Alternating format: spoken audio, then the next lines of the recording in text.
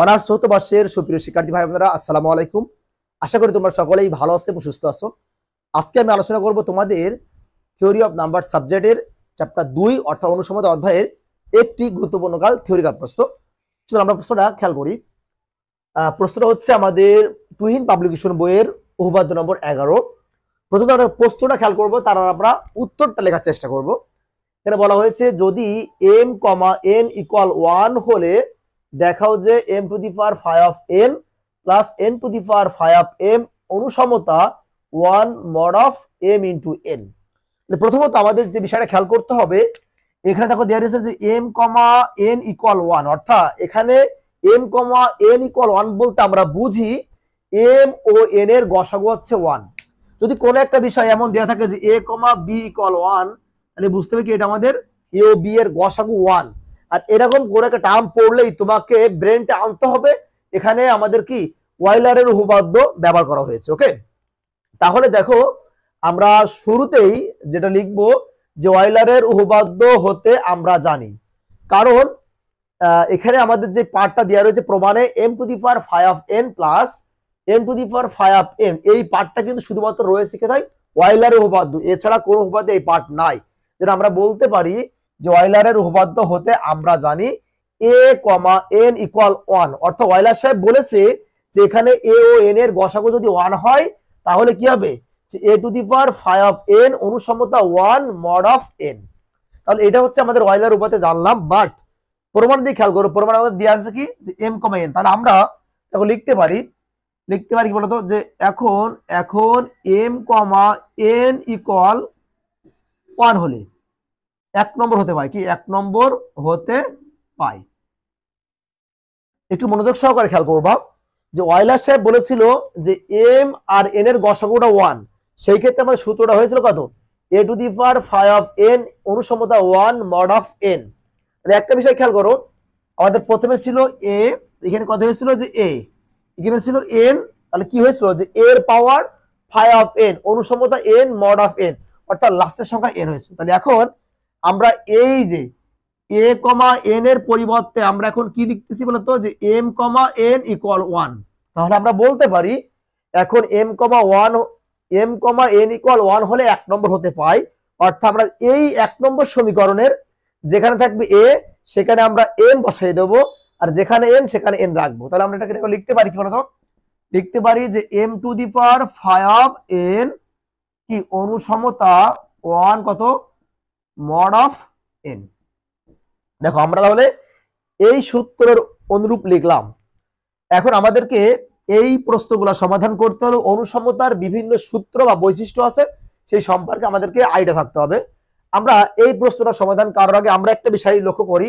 দেখো আমরা জানি এটা হচ্ছে a অনুসমতা কি b মড অফ n বা p, এটা হচ্ছে আমাদের অনুসমতার মেন সূত্র বা x বলতে পারি। এখন এমন সূত্র আছে যে a প্লাস মানে a অনুসমতা b মড অফ n হলে আমাদের একটা বৈশিষ্ট্য আছে অনুসমতা এমন হবে যে a plus c অনুসমতা b plus c কত মড অফ n। এখন যেহেতু খেয়াল করে দেখো আমাদের প্রমাণের দিকে তাকিয়ে দেখো, প্রমাণে কি রয়েছে m two the power 5 of n, আমরা এই পার্টটা কিন্তু পাইছি, বাট কোন পার্টের মান লাগবে যে n to the power 5 of n। তাহলে আমরা মনে করলাম যে এখানে c মানে কি মনে করলাম কত n টু দি পাওয়ার কত 5 অফ কত m। তাহলে আমরা এই সূত্রটা অ্যাপ্লাই করে দেখি তো, তাহলে আমরা এখানে লিখতে পারি কি যে m two the power 5 of n, তাহলে এটা হচ্ছে মনে করো a প্লাস, তাহলে c মানে আমরা কি ধরে নিচ্ছি প্রমাণের স্বার্থে কোন ধরে নিচ্ছি বলতো যে n টু দি পাওয়ার কত 5 অফ m। এটা যদি c হয় তাহলে আমরা এই পাশে কি লিখতে পারবো, এটা কিন্তু b, এই 1 মানে আছে কিন্তু b, তাহলে b মানে কত আছে 1 প্লাস কত আছে বলতো c মানে কত ধরেছি আমরা n to the power 5 of m কি আছে ইনটু মড অফ n। আমার মনে হয় তোমরা বিষয়টা খুব ক্লিয়ারলি বুঝতে পেরেছো। এখন একটা বিষয় খেয়াল করো, এটা কেন লিখলাম, এটা কারণ এখানে বলেছে মড অফ n। দেখো তো এই n আর n এর পাওয়ার সামথিং আছে, মানে আমরা বলতে পারি n দ্বারা যদি n to the power something কে ভাগ করা হয় তাহলে এটা নিঃশেষে বিভাজ্য হবে, আর নিঃশেষে বিভাজ্য সেটা থাকে না। আবার এটাকে আমরা লিখতে পারি আবার যে a প্লাস c অনুসমতা b কত মড অফ n। এটা কিন্তু কি অনুসমতা ধর্ম, প্রথম ধর্ম হচ্ছে a অনুসমতা b মড অফ n হলে আমরা সাপোজ লিখতে পারি a প্লাস সি অনুসমতা b plus C mod of n। আর এইটা হলে আমরা এটাকে লিখতে পারি a প্লাস সি অনুসমতা b মড অফ n। এখানকার সি অটোমেটিকলি অনুসমতা ধর্ম অনুসারে উঠে যায়। এখান থেকে আমরা একটু লেখার চেষ্টা করি, তাহলে m two the power 5 n plus n to the power 5 m অনুসমতা কত 1 মড অফ n।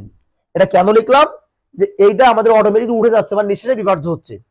এখন আমরা এটাকে লিখতে পারি যে m two the power 5 n plus n to the power 5 m minus 1 অনুসমতা 0 mod of n। কেন লিখলাম, দেখো আমরা এই যে অনুসমতা যে মেন সূত্রটা জানি এই জায়গা থেকে যে a মাইনাস b অনুসমতা 0 কি মড অফ n লেখা যায়। ওকে, এটা থেকে এখানে লেখা যায়।